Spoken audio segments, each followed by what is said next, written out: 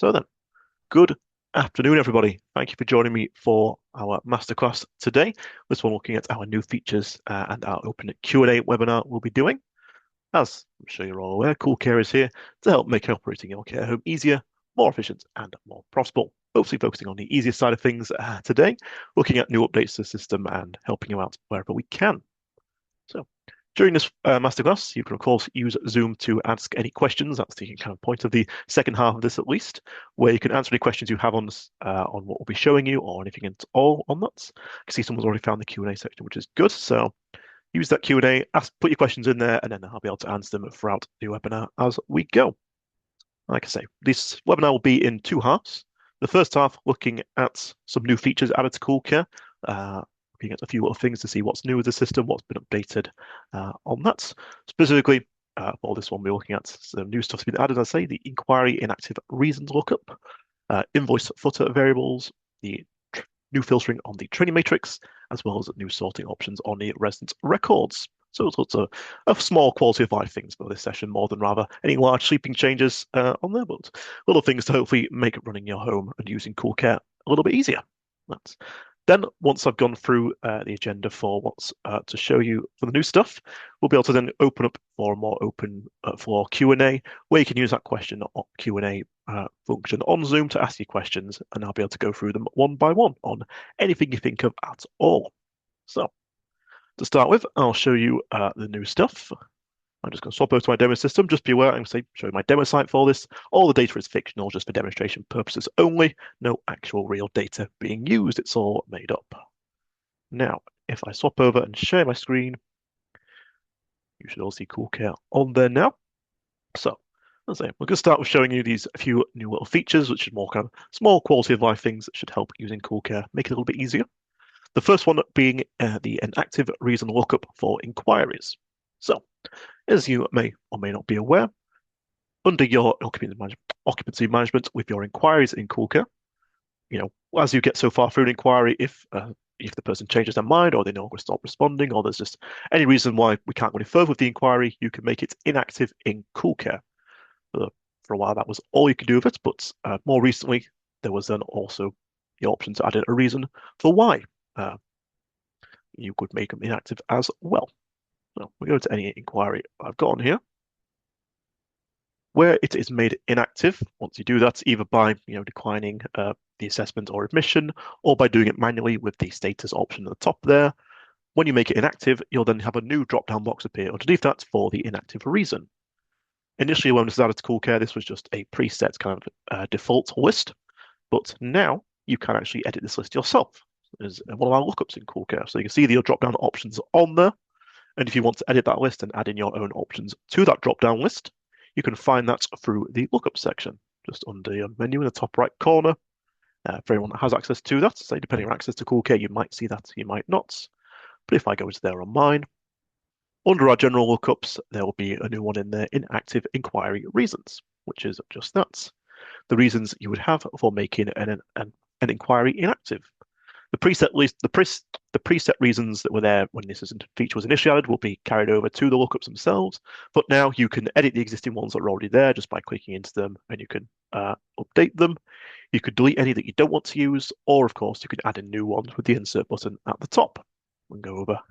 So you can fully flesh out your list of reasons for why an inquiry may be made inactive, why someone may not be able to come into the home for different reasons on there. So yeah, that's the thing. Our first little improvements on this. I think for you using inquiries, that'll be useful for you in there. One additional thing with inquiries as well in the reporting side of it is under your inquiry reporting. This one here, the inquiry contact details, has had just an extra little bit added to it. If I go into this one, we'll find in there. So the inquiry contact details is just that, the contact information for any open, or in my case, this on hold inquiry I have in my system. We've added just a new little field to it at the end there, telling me the contact relationship to the prospective resident. So that way, if you have an inquiry with multiple contacts on there, you can see what each contact relation is to the respective residents from that. You can use that for obviously getting in touch with people, sending out stuff to them, whatever you need. So just an extra little help improvements to that one. So that's kind of the inquiry improvements on there. Next improvement we're going to look at is looking at the invoicing side of things. So with your invoices in CoolCare, if you're using them, you might be aware you can generate the invoices and have all the information you need on them, which can be defined through your system configuration. And so the invoice narrative with the header and item description that use these variables. Now we have those variables also for use in the invoice footers. If I go down on here, in your headers and footers of the invoices, there's now a few variables you can use in there. You've got the direct debit collection date, which is essentially pulling a date from there in terms of your correct direct debit after. So basically be the date the invoice was generated plus those days in there. That'll then be the date of that direct debit collection date you can set up for them. You can also have the home name and the company name in there, as well as the invoice total. So kind of, if you need that additional information in the invoice footer as well as wherever else you might have it, all that detail can go in there through that. So for example, my direct debit footer, I'm using a bit of all of it, the invoice total, the direct debit collection date, the home name, and the company name on there. So you set it up in the footer there, and then when the invoice is generated by CoolCare, if I were to go to my invoices with the new one I've just created in here, so I want to print that off to show you. In that invoices footer, you can see all the information in there. The amount due, which pulls from the invoice total itself, and let's say all the details there, that direct debit collection date, and all the information we might need. So yeah, you can have a bit more extra information in your invoice footers as you need them. Again, remember they're sorted by the different payment types as well, so obviously certain information can go into certain footers for depending on how the invoice would be paid. And again, a little additional thing with that as well is the actual display of the footer has been improved. Previously, there was a little bug where some stuff would get cut off if the invoice footer is too long. No longer the case here. Anything cut off will now fully show on there, so you can have your invoice footers to be as long as they need to be. And it will basically just resize it if it's going to get cut off. It will just make the text a little smaller, but all the information will still be on there. So again, a couple of small improvements for the invoices themselves, specifically looking at those footers. That's the thing, our second little improvement. The next one after that is small improvements to the training matrix, which is in our staff reporting. Again, those who are unaware, the training matrix is a big report in CoolCare that can pull together all your staff, all the training they need to do from there. And now, essentially, it's unfortunately not something I can show too well because it's now basically not showing something on there, which is going to be any staff with a start date in the future. So if you have any new starters on CoolCare that haven't actually started in the home and their start dates in the future, they're not going to show on the training matrix until their start date. So that way they're not going to skew any of your figures on here by showing us obviously not having anything on there if they've not started yet. That's the only change for that. On there. Like I say, difficult to show you for you because it's obviously stuff that's been taken off it rather than added to it on there. But yeah, if you have any starters that you added on in the future in CoolCare, they'll no longer appear in your training matrix and skew your figures and your valid training on there. And our last little updates, quality of life change is in our residence, in the residence record specifically. On here, on both the staff and resident records, you might be aware that you can sort these lists by certain options on here. By default, the resident records, for example, will be sorted by the room list on there, but you can click where it says the headers at the top there to update it by their full name, their admission dates, discharge dates, and now also their care type. So this was one was previously couldn't be sorted by that, but now if you click that, it can sort it by care type in there. Again, not easy to show off on mine because everyone is residential on there, but essentially you can then kind of sort the list and see just certain residents by their care type if you need to on there. So yeah.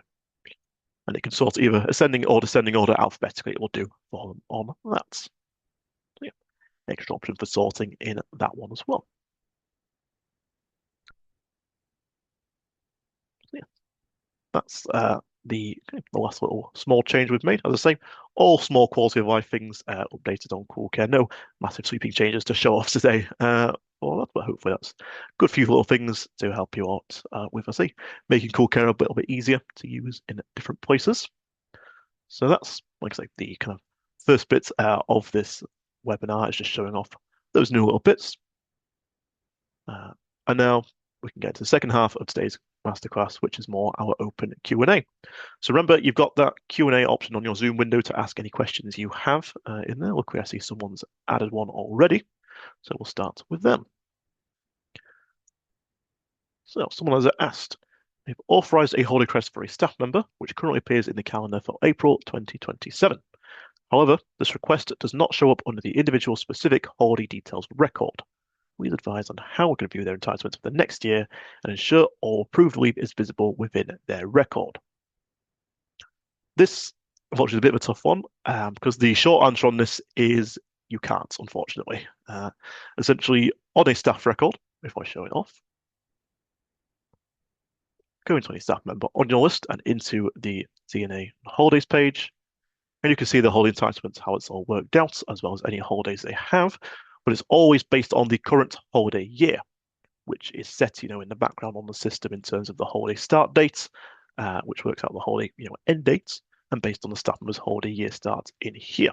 So for my system here, I've got mine set up to be my holiday year to be from the 1st of January to the end of December, so just running for the year length. And so if I were to put in a holiday for any time next year, it wouldn't show up on this page because it wouldn't be affecting this year's holiday entitlements on there. So you can see how the holidays have added in, going from, we'll go up to October for this person in the example, but it's not going to affect anything next year's on there. If I were to put in a holiday request for next year, which I can do on the calendar, just by scrolling forward as far as we need to, I can go all the way to January, put in, whatever date they might want off, put in the holiday request on there, and while it will show the kind of current year's entitlements on there, it's not going to actually affect it. If I authorize a holiday, you can see this current year entitlement is still not affecting anything on there. So it means I can put in next year's holidays, and as soon as the holiday year rolls around, it's then going to actually update and update the holiday entitlements with that new holiday in there right away. But we're not going to be able to see it until next year, unfortunately. So if I save that for now, adds in the new holiday for the next holiday year, and on the staff record, I go back to that holidays page. Nothing has actually changed it now. It's still just showing it for this year. So yeah, whenever you're looking at holiday for a staff member on the record, it's always going to show it for your current holiday year. The only way you can see what holiday they've used for the next year going forward is to actually find those holidays on the calendar itself, unfortunately. With that. But it does mean as soon as you add in the holiday, as soon as you change over your holiday year, that holiday will be there for them, taking off the right amount of holiday and showing their entitlements properly updated from there for the next year. Yes. Unfortunately, not always won't be able to see it right away on there, but hopefully that helps on there. Right. That's our first question, and as I've been answering that, a couple more have come through. First one, next question we have there. CoolCare has no function for effective dates when entering pay rates. Makes it difficult to run accurate payroll cost reports for periods before a pay increase, and it's going to implement in the future. I'm unfortunately not the right person to ask for this. Not being a developer myself, I couldn't say if that is something that we are looking at in the future. I would recommend, asking that question towards our support team as feedback. They can give any feedback you have on the system. They can take that, give that over to the development team, who can then make a note of it, and we will, when we update CoolCare, we're always seeing what people are requesting, what features maybe looking at in the future. What I can offer you for the now is a way to get around that, which I understand to say, as it says there, makes it difficult to run payroll cost reports for periods before a pay increase. Essentially, the way you'd have to do the pay increase if it's partway through a payroll period is you have to kind of run payroll twice, essentially, on there. You would run payroll once for the first half of your payroll period, or kind of before that change, which might be, partway through the month, up to, say, the 15th on there. So you'd run that first payroll report, get that information out of the system, export it, save it, etc. from there. And then the other half of it, you'd have to basically do then your pay rate changes in the staff records, going into the staff members, updating their pay rates there for them, which, as I say, is just done based on the live data rather than no kind of effective date functions in there. Make that change, and then you rerun the payroll again for the rest of your period from there up to the effective end date for it. So you essentially have two different payroll runs for that payroll period based on the date of the change that you've made, the changes to the pay rates in there. So that's kind of the only way around it for now. Like I say, we can take the feedback for the elements in the future, but I unfortunately can't make any promises on that myself. So that's an option. Our next one, asking to run through the credits and debits option on the ledgers. Needs to be back to front. I don't believe it would be. Let me have a look. So, talking about, so we can either do this in the care home ledgers on the care home section, or the resident ledgers in the resident records as well. So if we go into a resident record and into their billing, and then the ledger in there. Oh, this is a good example since they're a brand new resident. I don't have any information for them in here. So by default, on when the ledgers are created, the balance will start at 0. Obviously saying there's no money in there. So in the first case, you'd want to add in a credit to go for money in, which we can do. So if I click the insert on here, we can add in the ledger details. I'm going to pop in a credits as the type. The dates will be, we'll put it today's dates. And the description, we're going to call it as their starting balance. So when you're adding something to the ledger, you put in the amount on there, and there's a little tick box to say if it's a credit. If you tick that box, it will then add the money into the account rather than taking it out of it. If I put this in here and save it, that will then show the £100 credit added in. The current balance is now £100 in there. So that's then for the debit, taking it out of that balance, we'd go insert again, and we can just pop it in for whatever it might be again. Well, that's say more details. Pop it in, say £10 debits, and save that. That debit then goes in there, and you can see the balance then goes down to £90. So, like I say, if it seems back to front on your system, it may be that potentially, I guess they've been may have been put them in back to front, where someone's, I guess, put in potentially a credit, well, meant to put in a credit to start with, but instead put it in a debit, and thus the ledger would show as negative in there, which it does slightly differently, which I can show in a separate record. That one's not the best example. Bear with me. Got anyone that doesn't have anything in the ledger? That's a bad one. Just bear with me 1 moment. Actually, I can show it just actually on the one we just used. Bear with me.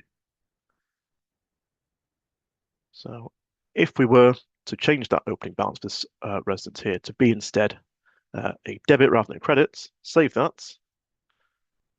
Then, in this case, both debits stack on top of each other, and you have a current balance of, well, it's 110 credit debit there. If it's in the, what's we call it there? Forgot on the word. Brackets, that's the word, excuse me, on that. If it's in brackets on there, that means the balance is actually a debit rather than, in credit on there. So that might be where someone's put something in the wrong way around, and it then looks like the rest is kind of going the wrong way around from that. So yeah, just whenever you're adding in the balance and money in, make sure you tick the box for a credit, and that will add it to the balance. And anything that's in brackets there will be a debit, taking it out of the balance. But there you can see £90. So yeah, it may be worth checking over the ledger itself to make sure things have been added in properly.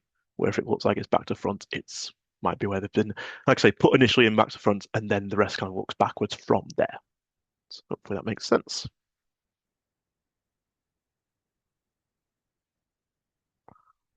Right.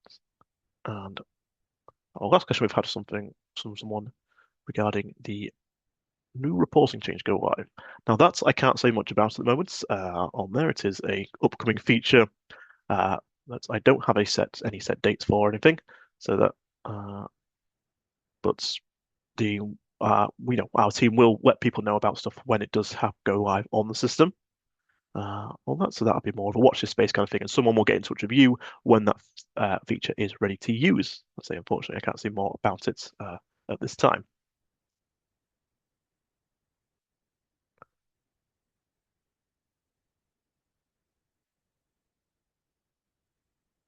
Okay, I'm just had another more question coming through. Changing standard hours to extra overtime payments on timesheets seems to be the biggest pitfall for payroll accuracy experience so far. Workarounds to populate the future date of the overtime on the timesheet for that person and adding the note overtime so it's visible once the shift has been worked. Is there a more efficient way to manage this? So in terms of actually seeing what shifts would be overtime for a staff member in there, well, I guess I can explain how it works and then kind of think how you would be able to mitigate for it. So the way that the timesheet itself works is just based on the staff clocking. When a staff member clocks in and out, it will put their hours onto the timesheet here with that. And when it adds hours onto the timesheet from clocking, they will always be added in as standard hours. So if we take a shift on there, when the staff member clocks in and out, puts their hours on there, they'll be standard hours by default, and that will always be the case on that. Where a staff member may work overtime, it is always something that's going to require a manual change on there.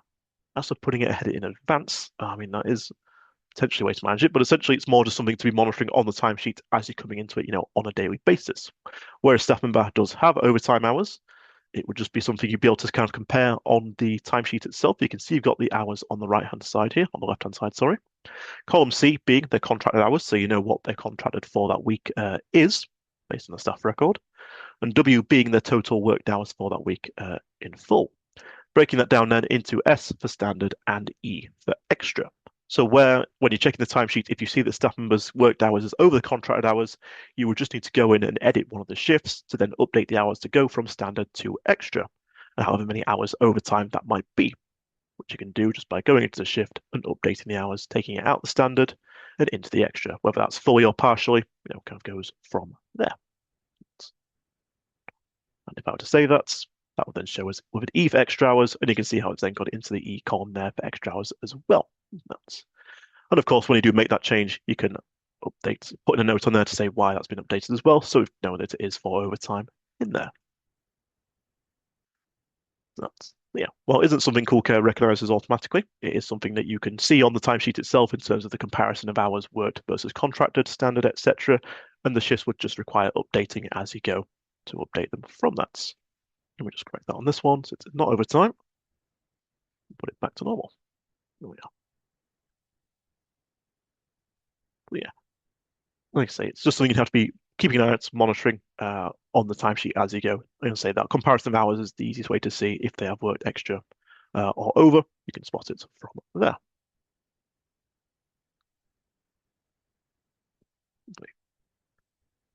And our next question. Do you recommend having the split break shift at midnight on continuing, or just whenever there is a bank holiday where a staff member would only get enhanced hours on parts of that shift? That's a very good question on there. So for those that don't know, the split shift at midnight is an option you have available in your home setup in the settings tab. Try going to turn on mine actually because I was messing with it earlier. The all shift break at midnight option on here. What this will do is any night shifts you have will then get split into two kind of half shifts essentially across 2 days, where regular night shift would just be on the full hours on the day they've clocked in. This will then turn it into two separate shifts for in our question as just mentioned, kind of used for things like it might be bank holiday specifically, where essentially staff member will get enhanced rates for only part of the shift. And you can see I've got an example of that on here with this Monday and Tuesday there, the 5 and the 7 hours, which is one 12-hour shift split across 2 days in there. So yeah, whether you have it on continually or just some of the time, it is, I guess, kind of up to you. I would probably recommend having it only on when you need it, like say, which could be just for bank holidays. It could be, if it was something more regular like weekends, it might be worth having it on all the time. But if you're only using it for bank holidays where staff would get that different payments, you could basically turn it on. Essentially, it would be, I guess, the day before the bank holiday. So then for the night shifts going into that bank holiday, only get the bank holiday hours from that, and then leave it on for that bank holiday day, going through into the next day.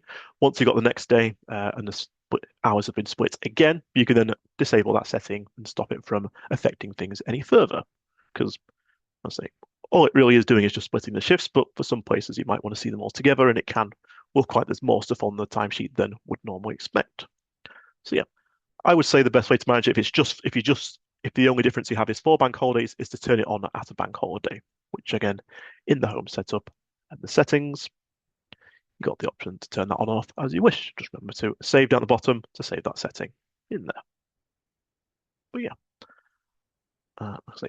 if it was more regularly, like where the staff might have different rates for working on weekends, it might be best to leave it on all the time rather than just turning it on at the weekend and turning it off again. Of that, if it's just for bank holidays, you can leave it off most of the time, and just for those individual days, turn it on for when it's needed, and then turn it off afterwards, and that will Because of the way it works, it only affects the shifts that are created when that setting's enabled. So you're not going to mess anything up, other than that when you are turning that setting on and off. It's only going to affect the shifts that are being created when that shift is enabled. That's Hopefully that's that question answered.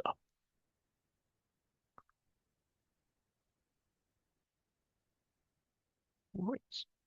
Uh, that was the last question I had for the moment. So I'm going to give everyone else a few more minutes just to think. If you have any more questions, you can ask them on here. If not, like I say, for a few minutes, if not any more questions, we can wrap up for today. I'll give you till past, and we'll see if any more questions come through.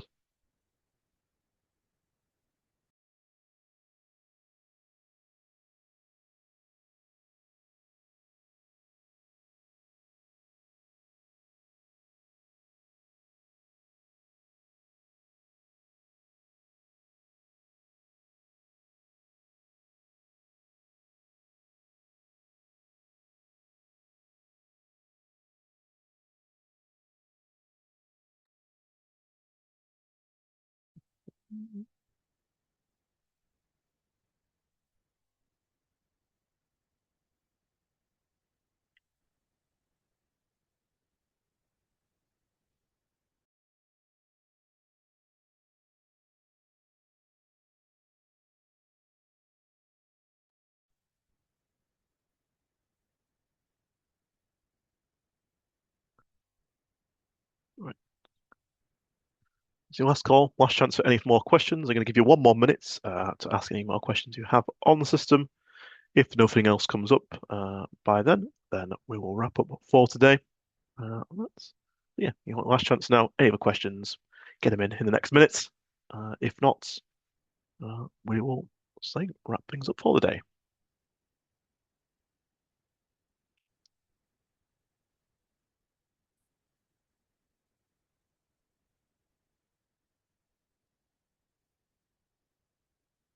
Ah, Now that is a good question. Will this recording be sent out? We will put it together and it will be available via our guides page. And I believe, anyone that's signed up for this webinar will get a link to that as well. So yes, this recording will be sent out. That is a very good question. Thank you for asking.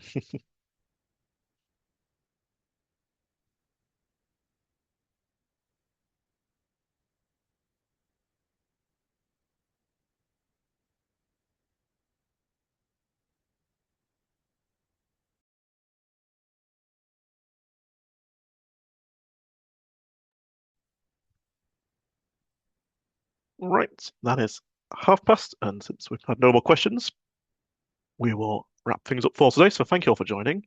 Before I do leave, just a couple more things to show you. Firstly, if you weren't already aware, you maybe have some free of charge available to use on training. On that. Every customer will have at least two 30-minute sessions free of charge to use as part of your CoolCare subscription. They renewed back at the start of April, so if anyone used them previously, you've got them back again. Feel free to email us, training@coolcare.co.uk, and we can check your availability and get something booked in if you'd like. Or you can call our team 0113 385 3853, and we can get that checked out as well. If you need any additional help on CoolCare besides that, you can of course get in touch with our support team for any assistance using CoolCare or just help with the system in general. You can give them a call, same number, 0113 385 3853. They're available Monday to Friday, 9 to 5. You can email them, support@coolcare.co.uk if it's out of hours or just a more or less urgent query. Or you can use the live chat within CoolCare itself, the little blue bubble in the system. And that's available again Monday to Friday, 9 to 5, with an AI assistant available for out of hours queries that will try and answer your questions. And if it can't, it will make a ticket for the team to get back to you when they're available.